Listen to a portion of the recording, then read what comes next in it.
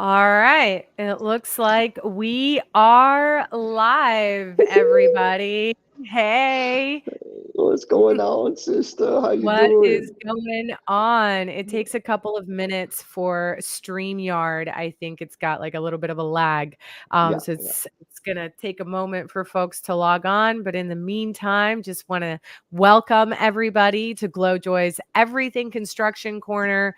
We have a special holiday episode scheduled for you today with my buddy Jesse Hernandez. Actually, his name is Jesus Hernandez. And of course, I had to bring Jesus on in the month of December. So happy holidays, Merry Christmas to everybody who is celebrating in the next couple of weeks.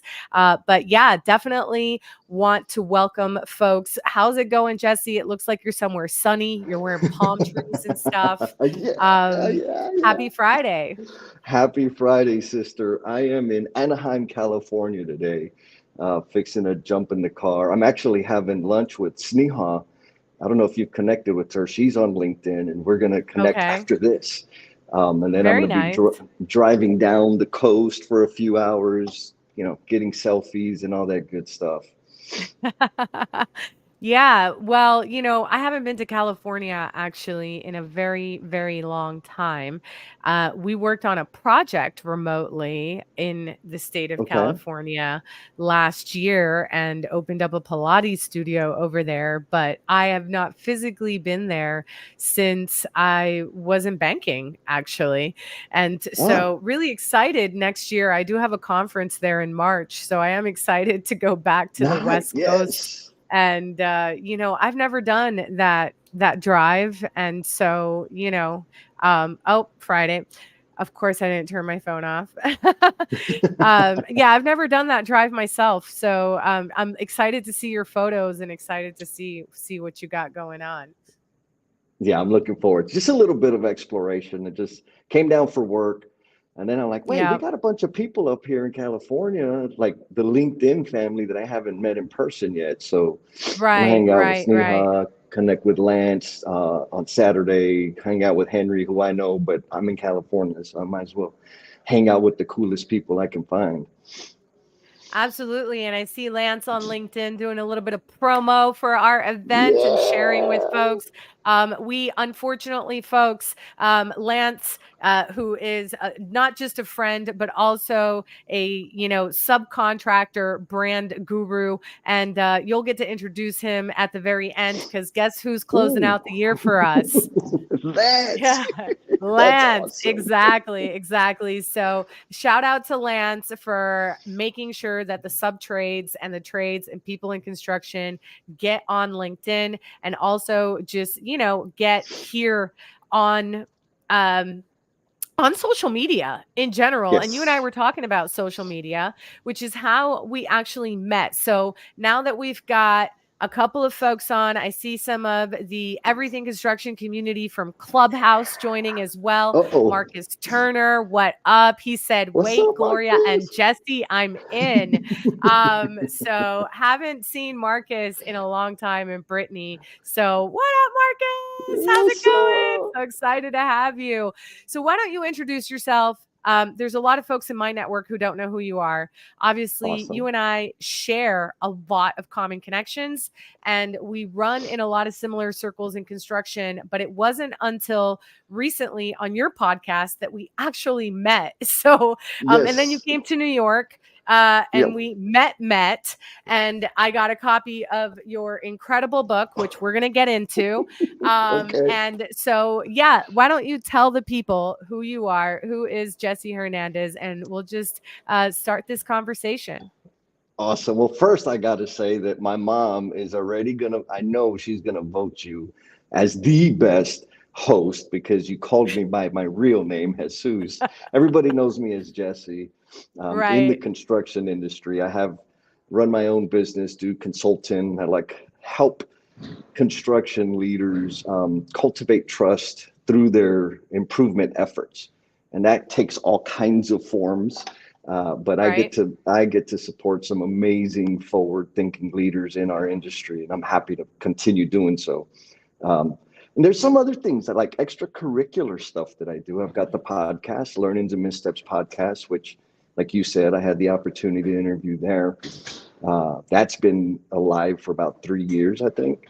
Then we Wow. have No BS with Jen and Jess, where Jennifer Lacey and I live stream every other Saturday, which is amazing. The No BS Tribe community is keeps me going, right? Like they just pump energy and hope into me for what we can do in terms of making this industry better for the people that are doing the work.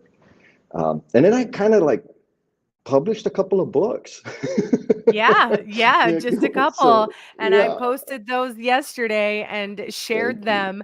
them, with the people, right? Because it's a big part of who you are, and it's a big part of, what you're doing, not just for the construction industry and the construction community, but just in general, and it all ties into your Jen and Jess tribe. So, it all blends together. But you didn't start off as a consultant and No, doing the things that you're doing now with business owners and helping people transform businesses in construction and helping the people in the business.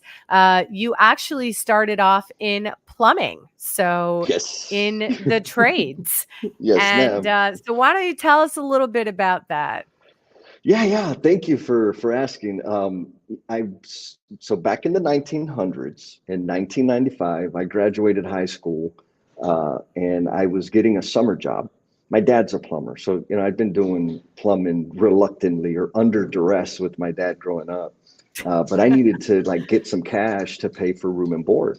And so Yep. dad said, "Hey, well, this company's looking for laborers, and like, come on." So I went and sat down, had the interview, and and then it was like, this place is amazing. Like I went to the job site. By the end of the week, I knew that I wasn't going to school anymore, and that I was Right. going to build a career in the industry. Period.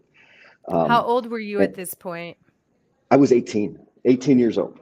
Yeah, Okay, right out of high so had school. you even so you didn't even step into college, you just went straight into the trades.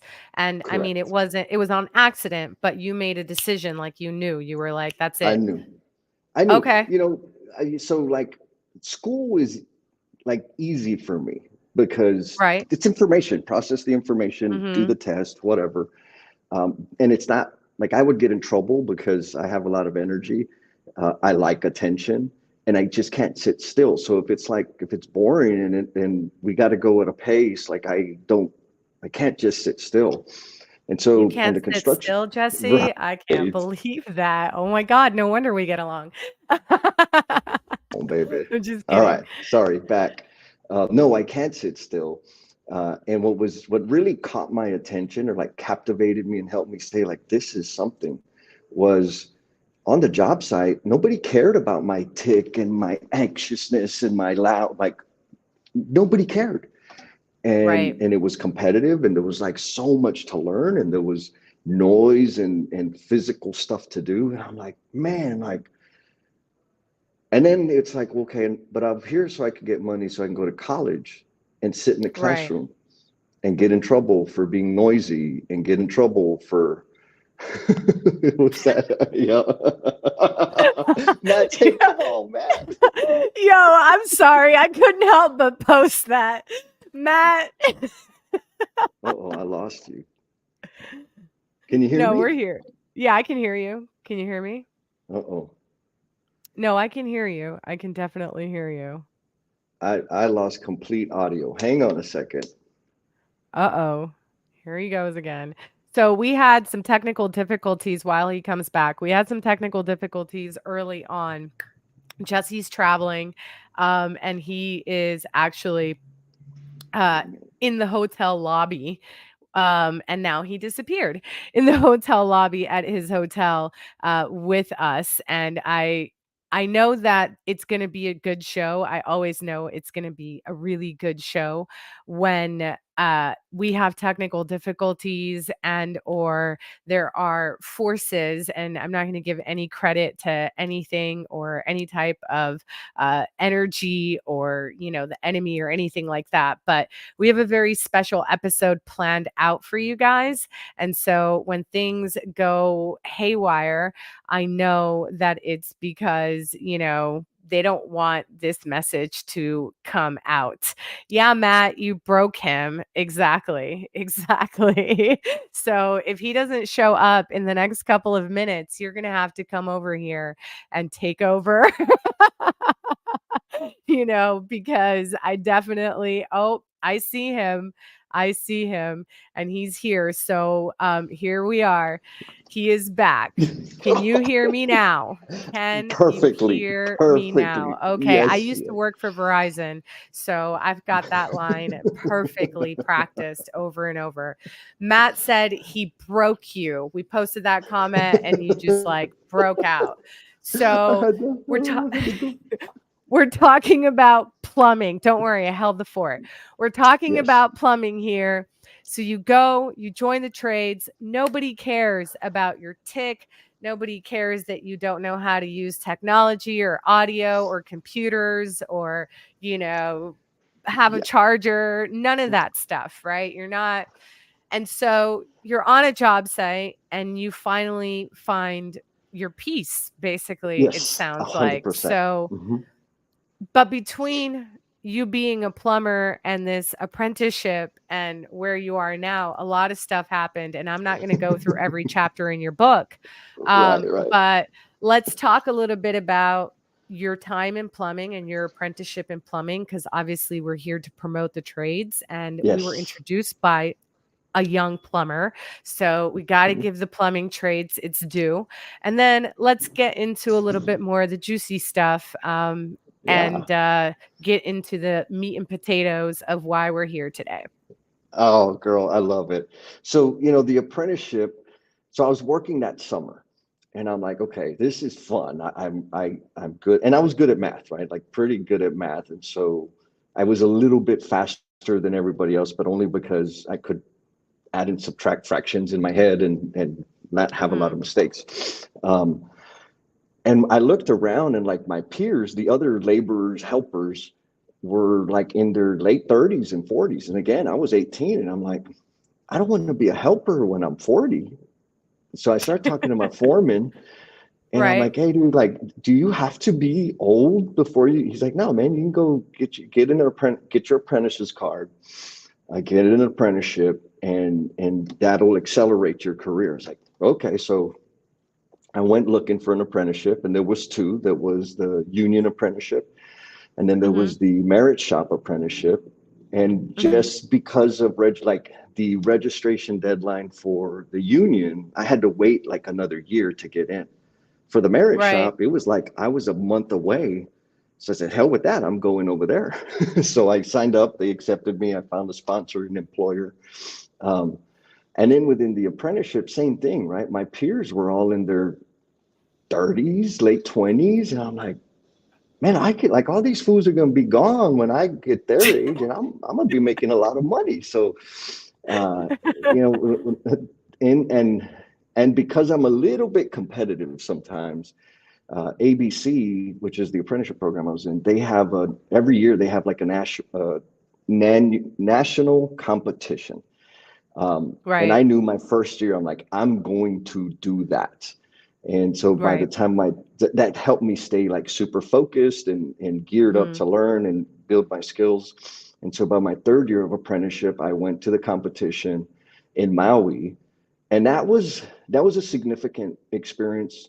Not because, I mean, yeah, it was the first time I flew over like a body of water, but the whole conference was like, I felt appreciated, right? Like Okay. everything was designed around us. People were shaking our hands. People weren't turning their nose up at us. Like we were being celebrated and appreciated. I said, man, this is why is this the only time I've ever experienced this? Right. And or any Right. of us, right? Because you see a helper or a plumber and it's like, get away from us. Anyways, that stuck in my head. And I continued through, got my journeyman license and so forth. I was working. By the time I finished apprenticeship, I left the company that I was with and went to TD Industries. I was with them for about 17 years. I had just got my journeyman license, and I started with them as an installer, which was like, that was my goal. I just wanted to be faster and better than everybody else. And I think as punishment, they decided to like promote me and promote me and promote me. and and so that kind of my responsibilities changed. And Right. I'm like a ravenous learner. I love to learn, and I want to Yeah. know everything I possibly can. And so that's when I got introduced to like continuous improvement and leadership and Right. servant leadership, to be specific. And as you know, the only one thing that like the red thread or the common thread throughout my career is when I follow something that captivates my curiosity and put all myself into that and learning whatever there is in that and around it, the Yeah. outcome ends up being way, way bigger than I could have imagined. And so that's really what has kind of brought me to where I'm at today.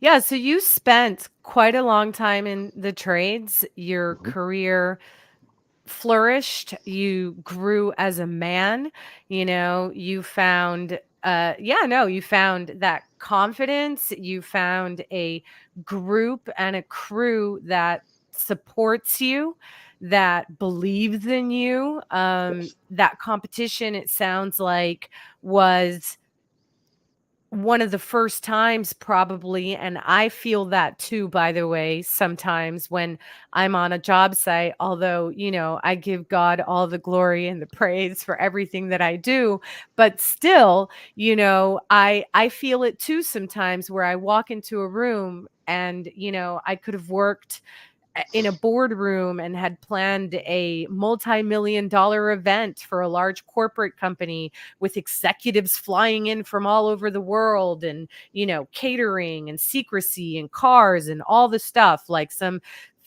amazing thing, and get no praise whatsoever. And I walk into another space where, we reframed something and like put insulation in the walls that hadn't been there for a long time, closed it up, made it beautiful. And they're like, wow, it feels so amazing in here. Yeah. Oh, I Yeah. can breathe.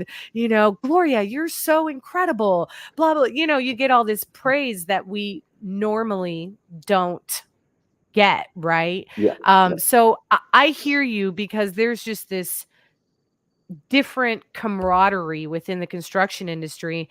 And we see it even in middle management Hmm. and also the back office, right here on LinkedIn. So, my goal with this show, live stream, whatever, Yeah. is Yeah. to bring more of the sub trades onto LinkedIn, because there's a Yes. lot of cool sub trades that don't understand that they can transition from 17, 18 years, almost 20 years, I think, in plumbing, and if I'm following your story along, and getting to the position where you are now, where people are just flying you to places to come and talk to their teams, to lead leadership meetings and all of these different things, right? And this guy's just a plumber. you know Come on, guys. And I say that respectfully, right? You've moved up though, and you've worked with some other really big name brands though. So Hmm. why don't we talk about a couple of these other roles that you've had in construction, and very briefly, and how you went from plumbing to where you are now. Yeah. So like the maybe two things that helped, that kind of catapulted me out of putting my hands on work, even though I enjoyed it, was lean construction. Right. I got introduced to lean through the company I was working for, and I'm like, oh Right. my God, there's a system, it's a process. I can perform better. I can teach my friends. So what happened is I started performing better. I had more capacity and bandwidth because I was not making things hard for myself. And I got more responsibility, and I got bigger and sexier projects. And so my crews Right. grew. And then I kind of discovered that I enjoy teaching. Okay. Now, I got to be clear. Like the early years of that was not very nice. Psychological safety was not in my vocabulary. I had a different style of teaching. Um, Well, you lacked the emotional intelligence, I think, that 100%. most people transitioning, and again, respectfully, anybody there in their late 20s, early 30s, you think you got it all figured out and you know everything, you're tough shit because you've been Yes. working for a couple of years, you know nothing, okay? Yes. Please continue to respect your elders and, just like swallow a humble pill, okay? Been there, done that myself, okay? Jesse also. We're Yes. here because, we want you to succeed. Just swallow that humble pill, leave that ego off to the side. There's way better things that you can do to grow your emotional intelligence. And there's very mature, right? Hmm. Folks, but you and I were not those people. So, anyway. No. Truth, all truth. And so that kind of led to me. And again, like I said earlier, I was kind of a nerd and I needed to know like all the things. And so, I having started with the company as a plumber, then becoming a foreman, I sucked as a Yep. foreman for about 2 years. Then I got good. As soon as I got good, they promoted me again. Then I sucked again. And I'm like, man, this is expensive and it's not fun. So I put together training, like transitional training to take Right. installers to foreman to superintendent, if that's what they wanted to do. Right. So that created like all kinds of new opportunities and exposure for me. And which put me in front of general contractors, teaching some CM lean certifications and down in San Antonio. And then I got recruited to be the regional lean manager. And I remember Yeah. when he was like, yeah, we got this thing and you'll be supporting the central region. And I said, well, what am I going to do? And he's like, well, I don't know, like the sticky note stuff that you do. And I said, okay. Um, and he's like, and I'm like, well, why would like this? Anybody could Wait, do what sticky year notes. was this? Because obviously we don't use sticky notes anymore. This was wow, maybe 6 years ago. Okay. I mean, some Yeah, of us yeah. use sticky notes. I mean, I still Oh use yeah. some sticky notes, but for the most part, we use our project management software and all that good stuff. But yeah, No, there's still a ton of us that use sticky notes, and so what he saw something. right. He's never told me precisely what it was, but he saw something. And that's what the position turns out it's what the position really needs. So if you're in a lean role, like a lean specific role for an enterprise, Hmm. you gotta have some thick skin. You gotta have some endurance. You Yep. gotta be able to like tolerate rejection. Um, Hmm. and you have to be able to build relationships. Like if you don't have those skills, there's a lot of folks out there that are in similar work roles that Yep. struggle because they're kind of like I was in the first early iterations, meaning I expected people to listen to me and do what I told them to do. And what I actually learned was when I help solve their problems and make things better for them, they're more Hmm. open to the other stuff and the other ideas. And so that's where I kind of unlocked the influence muscle. And so I did that for about 3.5 years. I was part of an amazing, super talented team, members in Denver, Kansas City, Des Moines, Dallas, Houston, Austin, San Antonio. And then that led Did to you the say next opportunity. Houston, Matt? He said Houston. Damn, Matt, I'm sorry, Uh, Matt. I'm going to fly over you on Sunday. you know what? We'll That's funny. coordinate a time. I got to go to Houston in the next like 6 to 8 weeks. So Let's we'll do that. coordinate a time and we'll all take Matt out. Okay. We'll make Matt feel Yes, real special, real special. totally.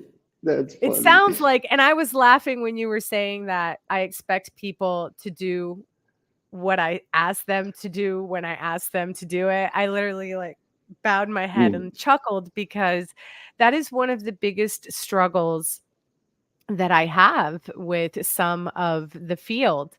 And so, you know, it was about 2.5 months ago that I realized that they all go, uh huh, uh huh, uh huh. And maybe some of them are taking notes, but for the most part, maybe it's just that they don't get what I'm saying, right? Like it makes Hmm. sense coming out of my mouth, but maybe I'm not explaining it to them, you know? So I've learned to add a follow-up question, which is, does that make sense? Like, am I making sense? Like, you know, because it's okay for me, and I understand, you know, that my brain works different than other people's brains. And also, you know, people know what they know and people don't know what they don't know. And a lot of folks, particularly in the field, come with different habits from different companies. Different Yes. companies do things differently, they train people differently. And Yes. communication, I mean, one of the biggest issues in our industry, a lot of it has to do with ego. And again, used to be one of those people. So, you know, a lot of it has to do with ego, don't want to ask for help, all that good stuff.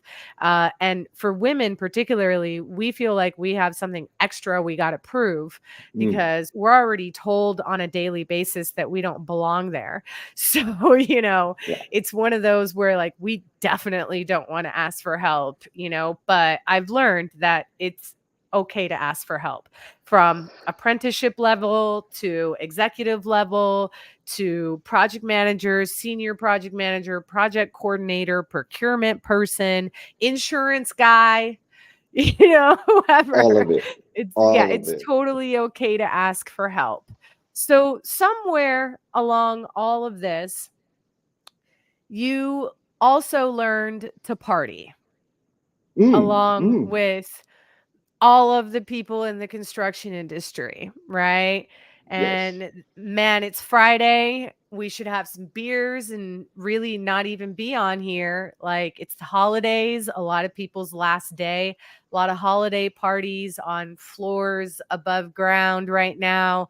And barbecues happening inside the fence and all kinds of stuff on big job sites, at least Yes. here in New York, and in Florida, because I was there last week, so I saw the same Yes. thing. So lots of holiday parties, lots of drinking, lots of booze, and other things. So let's transition, you know, because we want to be respectful of people's time.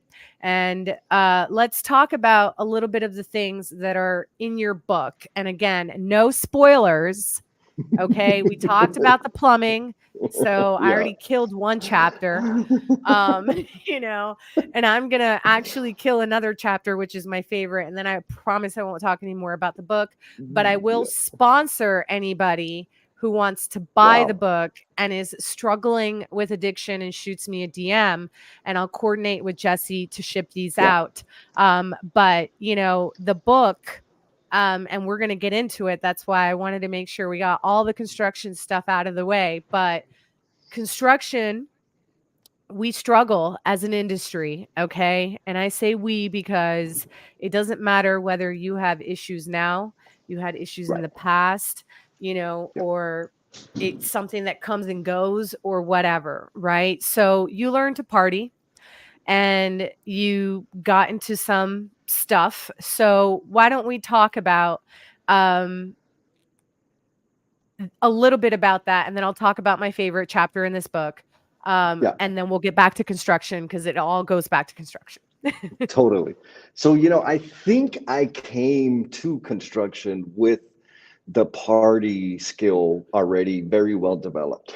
Because, like in high Okay. school, like my troubles with addiction and the law started when I was in high school. But I was Okay. convinced that I didn't have a problem. I just had bad luck. Now, Okay. coming into construction, it's very interesting because our culture, generally speaking, is whenever there's a any kind of event, any kind of celebration, there alcohol is involved, right? Like Mhm. company functions, there's alcohol there. I no Right. judgment, it's just a fact. Um, you know, when I was early in my apprenticeship, it was a regular practice for somebody to make a run and get a few 18 packs, and we drink on the tailgates at the parking lot at the job site. That doesn't really happen as much Yep. as it used to. Um, but it was a good, for me, the environment was perfect to keep me in denial.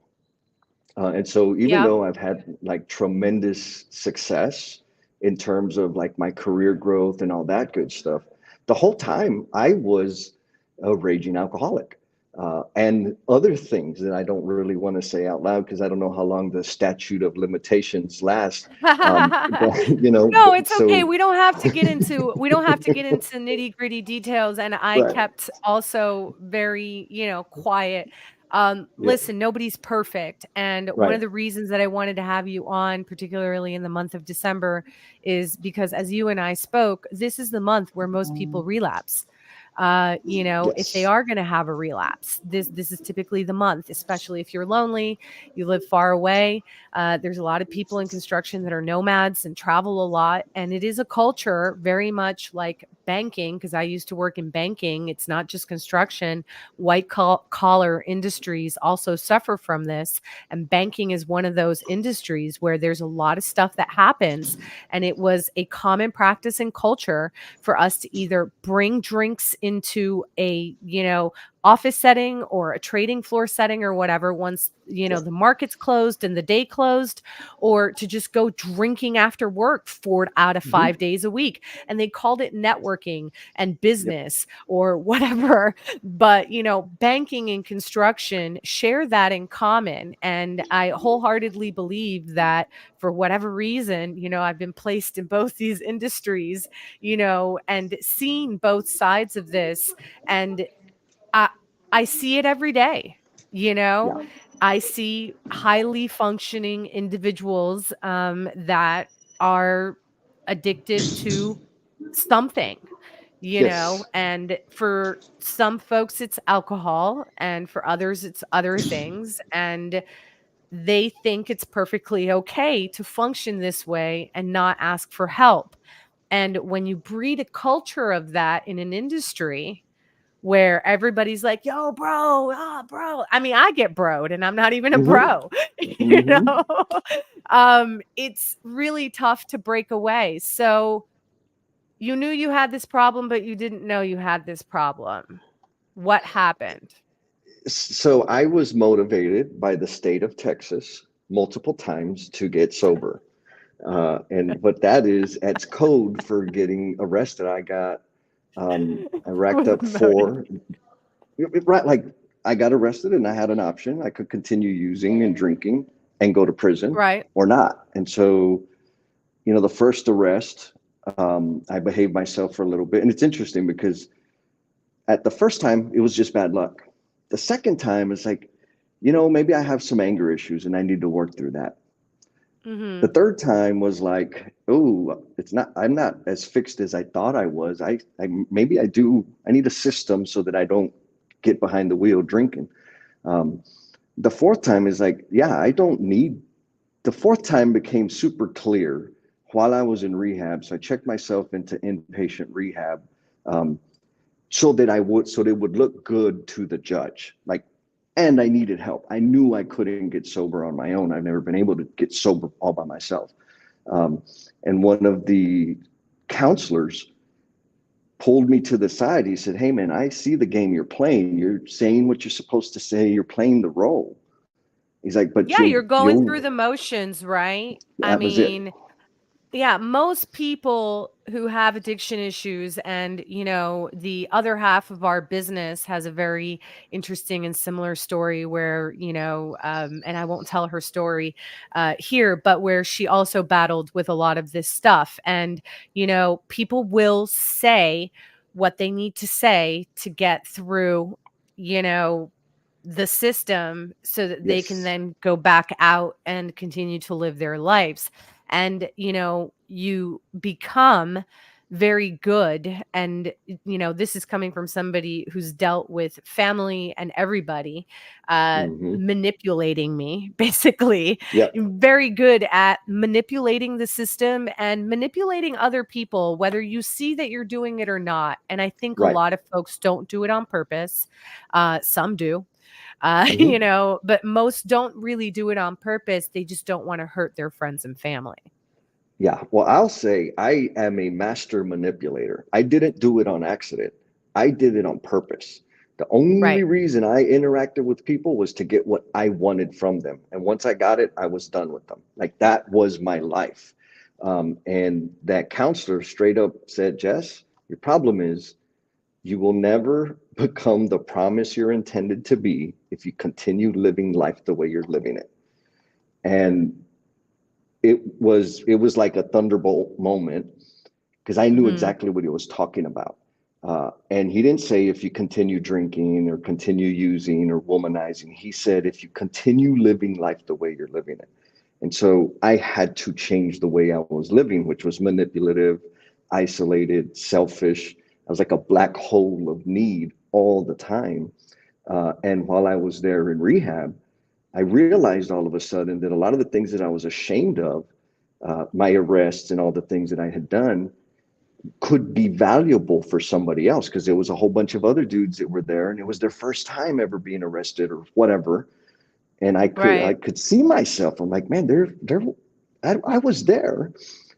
And so through that experience and a whole bunch of stuff after that, it became super clear, like, wait a minute, all of these things that I've experienced that I've been trying to like hide and cover up, these are really valuable things. Yes, people might judge me, and that's okay, but I can help people because part of my issue was not just the denial, but I thought I was the only one that had the situation, the feeling, the thinking that I was having at the moment.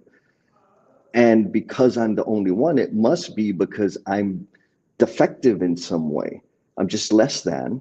And so that's what Mhm. I'm destined to experience. But that wasn't true. And so Right. if I can share my experience along the way, and that's what the book is, right? It has all the stuff. Right. Well, I should say most of the stuff, so that if That's why I somebody said is I'm not gonna, stuck, like, I'm not gonna go into any juicy details that you're not right? gonna let the folks know, but it's a very short read, guys. Like, I've had it in my hand this entire time just so that you guys could see that there's not much to it, and it's a bunch of short stories that you can literally read a couple at a time. So, you decide to coach other people as they're getting clean because coaching Jesse doesn't just stop at the job site or stop in Right, construction. Coaching right. Jesse is just coaching Jesse.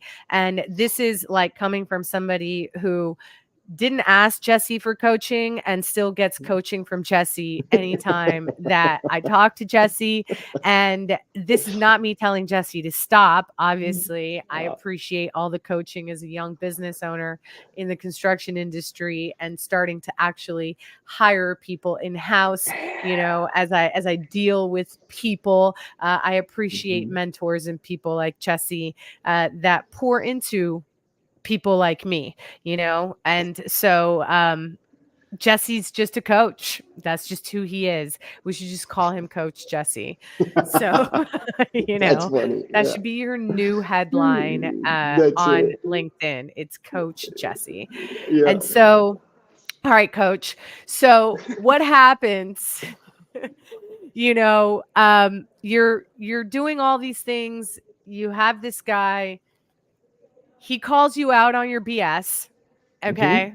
Basically, that's what he did. He called you out Yep. on your BS and said, "Bro, you're doing this, you know, and you're like going through your motions, whatever. I see you, dog. You can keep doing this and it's Yep. okay, but you're only doing damage to yourself. This isn't going to Hmm. like affect me in any way, like whatever. I'll see you here in a couple weeks or in a couple Right. months, I'm Right. sure, or something Yep. to that effect. And so you get out, but something happens in between because maybe you didn't learn your full lesson, and you end up losing your license at some point, right? So yeah, my license was suspended as Was so it from before? before it was before. So I got arrested Okay. and so immediately my license was suspended. Then it was a couple of months when I got into rehab. But Okay. all of that was like it was just a little stream of wonderful fun. Wonderful fun. Yeah. So while all this is happening, you're still working in the construction industry. Hmm. Okay. Yep. And you're not getting fired from your job. Yep. They're probably still being very supportive of you and kept you on board. And I know this because I read your book. And Yes. so, shout out to all the employers who understand the value in people Mm. and don't just care about their bottom line and, will keep people on board regardless of situations and how many times they screw up. Yeah, And, I know that you screwed up a bunch of times because I if you're did. screwing up in your personal life, you had to have been screwing up on the job site too. And you're Totally. probably very good at hiding it, but you were also probably that foreman that Matt Graves was making fun of, knowing Yeah. damn well that your team did something wrong because you didn't communicate properly to them, going to defend them, right? Yes. And Matt, if people don't know this, he's a meme master. So yeah, Yes. definitely go follow the meme master. But a lot of foremans out there that know that they screwed up, their team screwed up. They'll go to the project manager and be like, "What are you talking about? Like this was like this," Mm. you know. or, Right. Right. that's my favorite excuse. What are you talking about? This was like this, like Yeah. you know. So you're still working for this company. So how you getting to work? Yeah. So If you're that in was a good Texas, you're one. not in New York. I'm not in New And York. I was there's in there's no Texas. public transportation to hide. Yeah. So I was at the time. I had a bunch of I was a superintendent, and I had gotten some damn Corps of Engineers certification. So I was the superintendent for all our federal work. So in So San you had Antonio, multiple jobs. I had multiple jobs. So there's Lackland Air Force Base, Randolph, Fort Sam, Brooks, kind of. Anyways, and so the public transportation doesn't take me on base. So I had to figure out, am I going to quit or not? Right. And I said, I'm not going to quit. And so it was a combination of riding and this was, I think, pre-Uber, right? Um, Yeah. maybe not. So I did a combination of riding my bike and taking Via, which is the public transportation system in San Antonio. And, during like bad weather, my brother would help me out. He'd take me to the office or whatever. Yeah. But yeah, Shout it out was to your brother. yeah. I mean, well, and to your point earlier, I had super, super supportive people that put up with way, way more than anybody should ever have to tolerate. And I'm Right. grateful to them because they helped me through the whole thing. But But yeah, that's so what I we had to do ride my as bike. people. When we love somebody, that's what we do. We'll give you like 50, 60 chances Yes, and you just there's no pulling that plug, right? Unless right, you say, "Hey, Gloria, just pull the plug." So I right. get it. I get it. So shout out to all the amazing people who did not give up on you. Yes. So yeah, I was on the bus and I was on my bike and it made for long days. I had strong legs though. I got a lot of exercise, burned a lot of calories. It was not like the most glamorous experience, knowing Right. that I'm on the bus and everybody else knowing that here I come on my little 10 speed with my hard hat in a little basket. Like I had to swallow a lot of my pride Yeah. to just show up and do my job. You know, that was probably part of your therapy though, wasn't Totally. it? Hmm.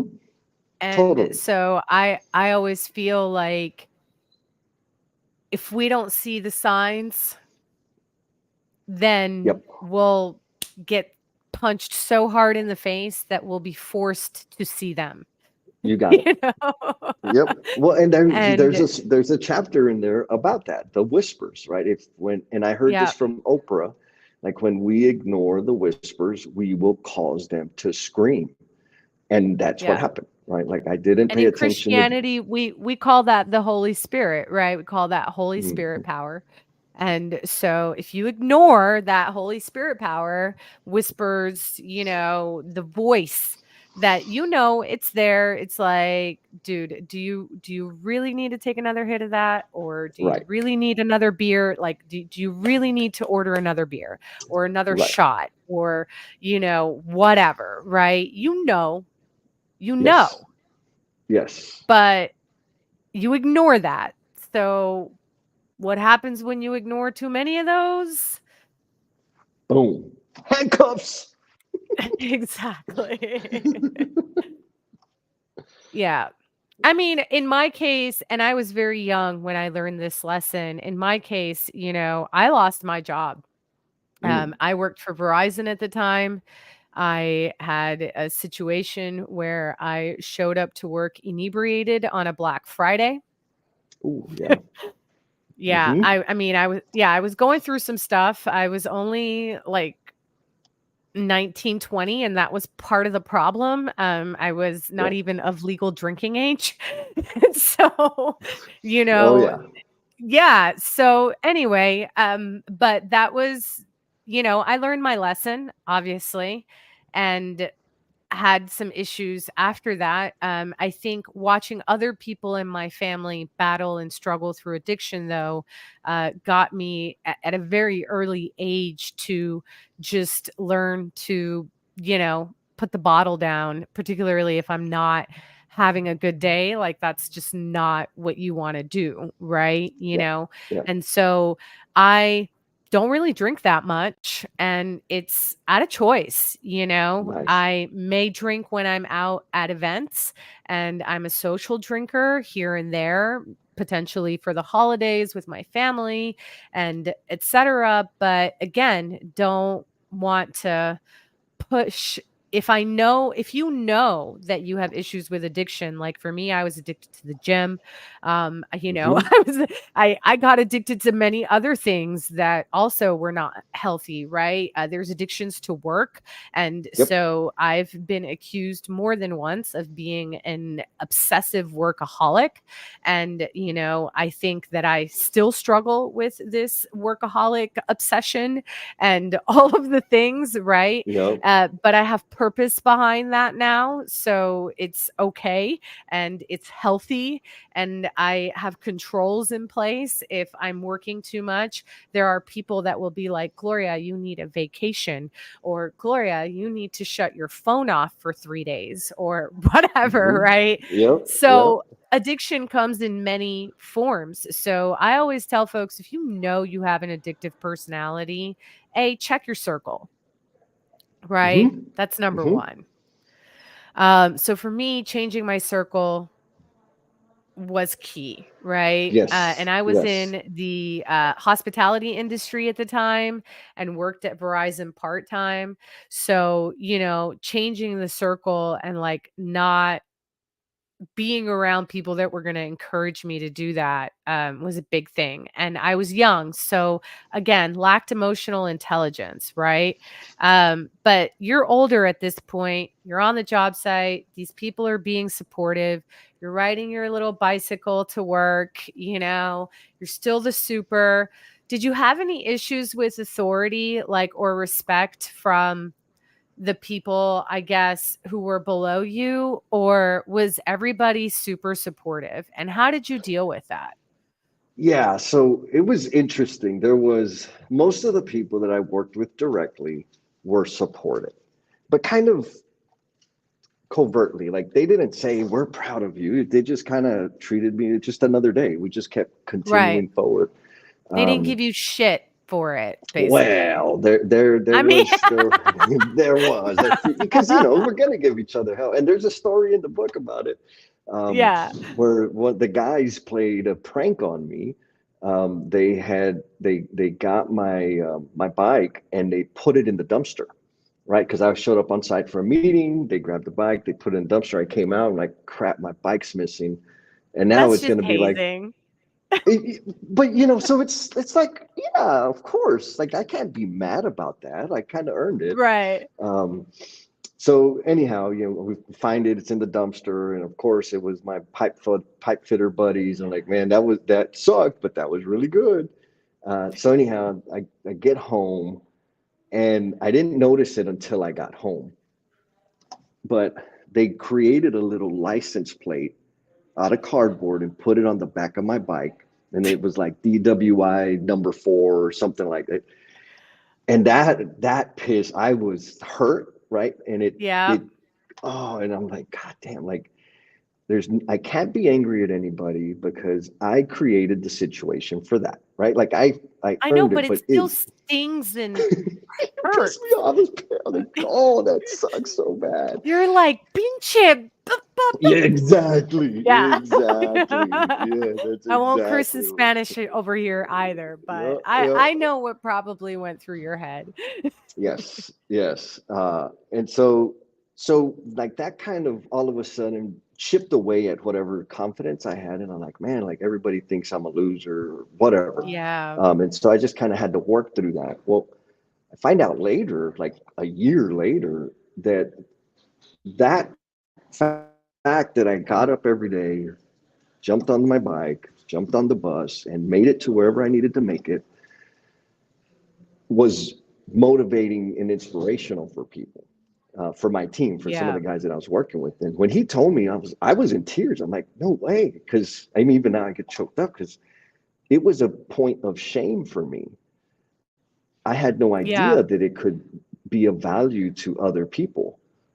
And it was. And so, it was those kind of awakenings of like, yeah, I mean, the biggest takeaway I have from that anybody can apply is in the darkest times, there are tremendous lessons, right? When the big things that Yeah. I've learned that are transformational happened in the worst times. And so now it's like when Yeah. things are dark, I need to pause and say, what's the lesson? There's a lesson here. I need to get Hmm. out of myself and see what I can learn. You mentioned Yeah. a relapse happens a lot during the holidays, and it absolutely does. And I know for me, and if anyone out there is anything like me, it happens when I isolate myself and isolate myself and isolate myself. And so Correct. if you're in a isolated situation and stuck or like sober curious, hit me up. Like I am happy to listen to you. Hmm. Shoot, like I'm not going to solve your problems, but if you just need another human being that's been through it too, I Yeah. got you. Like you don't have to do it alone. And too many people are suffering in silence because they think they are inferior and they're not. They're just human like the rest of us. Exactly. And you and Jen have developed a tribe called the No BS tribe, where people who need any type of support or collaboration or just a buddy Yep. can, be a part of this tribe. There's no membership fees. Nope. There's, no spam email list, none of that stuff. It's every other Saturday. Our show is every other Friday. So it's going to be next Saturday. And actually, Yes. there's a special show that has been also set up for next Saturday. So this is a great segue into that. You don't have to do any of this stuff alone. Okay. Entrepreneurship. I'm an entrepreneur. It is one of the loneliest places that you can be.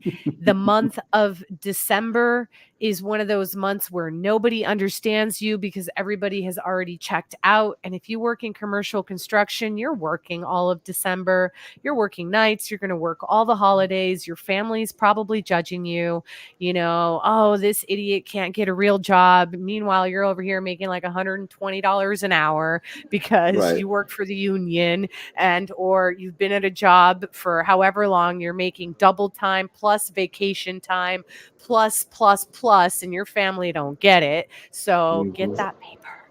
But Get it, really, baby. yeah, really, if you need a tribe, if you need a group, like I said, we cross a lot of paths, but for whatever reason, we didn't meet until we met this past year. So I want you guys to follow Jesse, number one. Number two, go look for the No BS tribe. And somebody, I know there's a couple of folks here. Please put it in the comments. Okay. Yeah. Bruce, Lance, Fernando, y'all all here. So put it in the comments, drop it in the comments. Go ahead and follow that. And then, of course, you'll get notifications just like you did today when Mhm. Jesse and Jen go live. Now, next week's special show is a Teams call.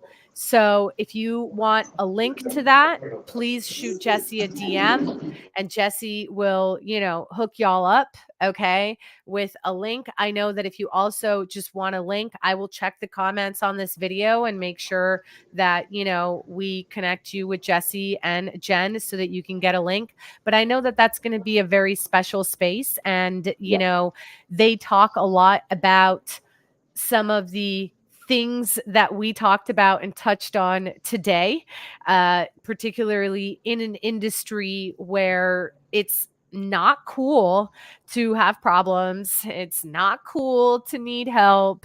It's super cool to go get drunk and go get high. And, nobody cares about safety, or a lot of people don't care about safety because it's not cool and all this other stuff. So this is a tribe where it's a bunch of people in the construction industry, but we talk about things that are a part of the construction industry, but inadvertently affect our entire lives. So, Yes. I wanted to make sure that we plugged that show for next week, Thank because you. I think that that's a safe space where if people aren't ready to say, yo, Gloria, I'm struggling with some sort of addiction issue, or hey, Jesse, I'm really lonely this holiday season, and I can't get out of my head, and or whatever. If you're not ready to shoot either one of us a DM, and you've got male and female, so that way you DM whoever you feel comfortable with, okay? Yes. And we just want to make sure that you know that you're supported. And like Jesse said, nobody's going to solve your problems but you. Right. Nobody. Yes. So that's 100%. number one. But if you DM us and you're having a problem, again, this is my gift to you. I will buy you this book, and I will make sure that it is shipped to you via Amazon or whatever other means Jesse and I figure out. But Yeah. if you are having any type of addiction issue, if you're struggling with any type of suicidal thoughts or anything of that nature where you just feel like you're not worthy of, because that's all it is. It's a not Yeah. feeling worthy feeling. And we've all been there. Okay. We've all been there, and we all, deal with it in different ways. So if you're one of those people, anorexia, bulimia, that was my thing, cutting, anything, this is your book. I promise you. I Wow. promise you it will change your life. So that is my gift for the holidays. That is my gift to you. I already see Fernando saying he wants a book, so we're going to have to coordinate that. But, 100%, Jesse, you're doing God's work. You're not a minister. You're not a pastor. You're not a light worker or any of those things. Like, you're just a regular guy. Okay. Yes. Your name happens to be Jesus, and Jesus was a regular guy, came down, did his thing, lived his earthly life, and Yeah. did some miracles. Jesse's doing his own miracles. So, no coincidence. What? No coincidence. I And I'm love not it. sitting here comparing you to, Jesus, Right. Jesus. Right. But what I'm saying is we all have a little bit of that inside of us. Okay. Totally. So Yes. find that inside of you and find that purpose, that calling, becoming that promise that you are intended to be. I don't care if you're 18. I don't care if you're a 33-year-old woman who is broken and starting over after, domestic violence and whatever. Okay. I don't care if you're divorced, if you're widowed. I don't care if you're a 55-year-old guy who decided to transition careers. I have one of those that, Yeah. just needed something new in a new environment because the place he was at was just not cutting it out. I'm telling you that it is never, never, ever, ever too late. And KFC will tell you this. Never too late. The guy who created KFC did not come up with that recipe until he was Right. old. He was like in his 50s or 60s. So Yep. it's never too late to start over. And I'm going to turn preacher Gloria off. Preach, girl, preach. I'm over here Thank you. like, You got this. But really, Jesse, literally doing God's work, your book is amazing. The journal that, accompanies the book, or kind of sort of is like a Right, right. prequel to the book, and all of that stuff is really great. I hate self-help books, guys. I really do. It's just a reminder that I'm a fuck up, and oops, there we go. I cursed. It's Same, just a same. reminder Yeah.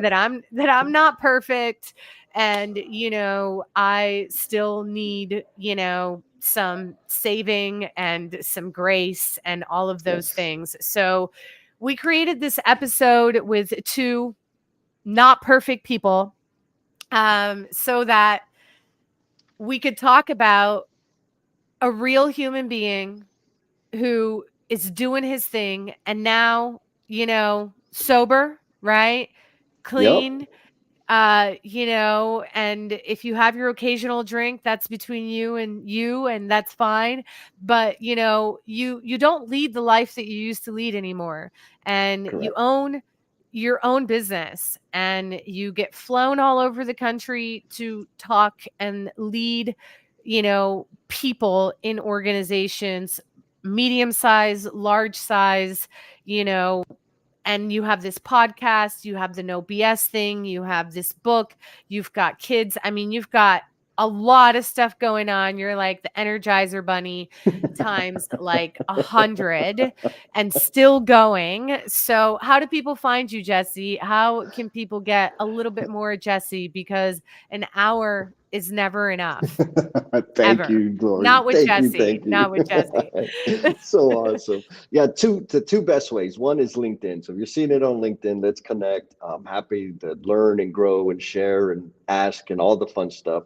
The other way is my website, depthbuilder.com, DEPTH builder, like as in deep trust, deep commitment, deep learning, deep connection, depthbuilder.com.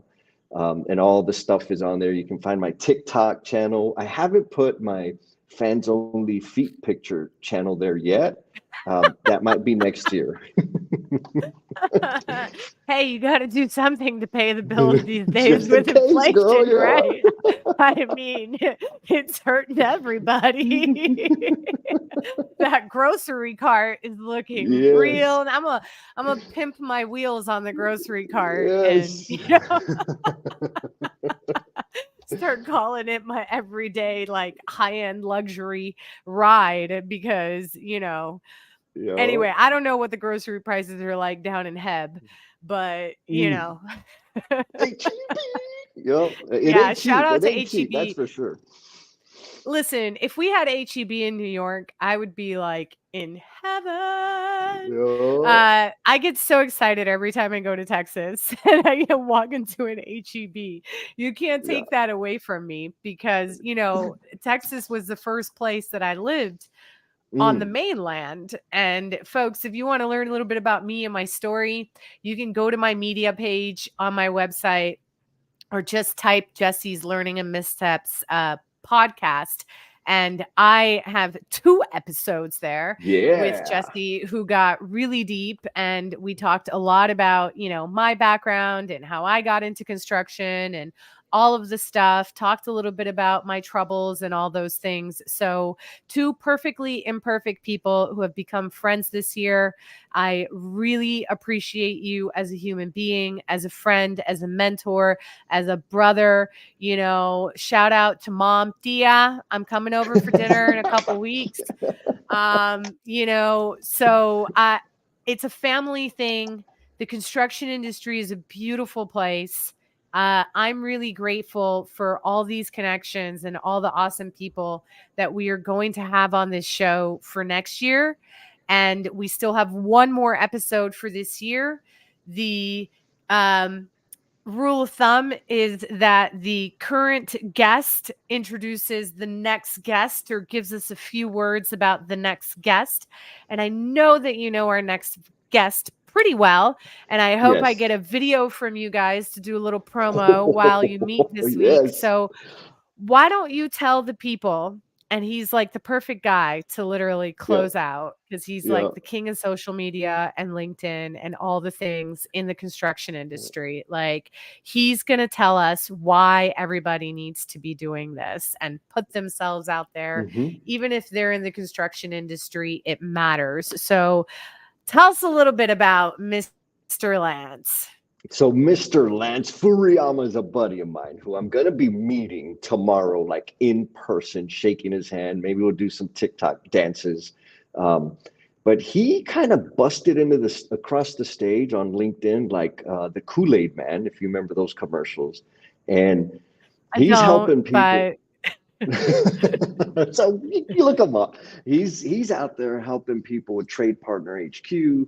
He's helping trade contractors kind of dip their toe or extend their comfort zone into kind of marketing themselves. And he's got all kinds of other magical stuff that he can connect with. But what he does phenomenally well that just captivates my mind is he is a master at celebrating other people. And I am super fortunate that we connected the way we have. And he is going to bring some value and he's going to bring some entertainment because that dude is funny. That is my buddy Lance.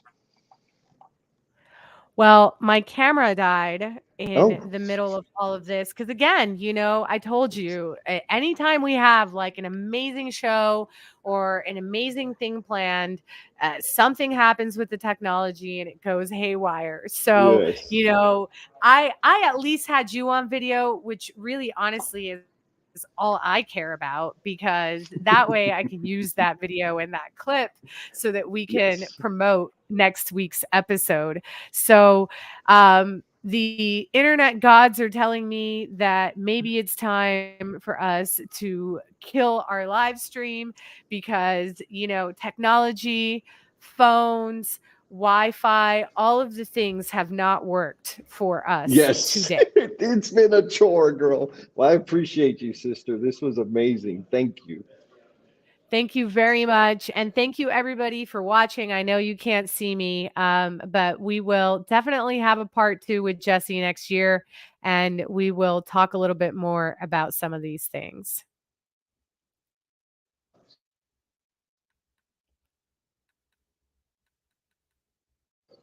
Bye. Bye, everybody. Can we still? Are there, yeah, we're still there. Yeah, it's stuck. Now it doesn't want to let us log out. That's so Yeah, awesome. gotta love technology. Yes. All right, girl. I appreciate you. This was amazing, and thank you so much.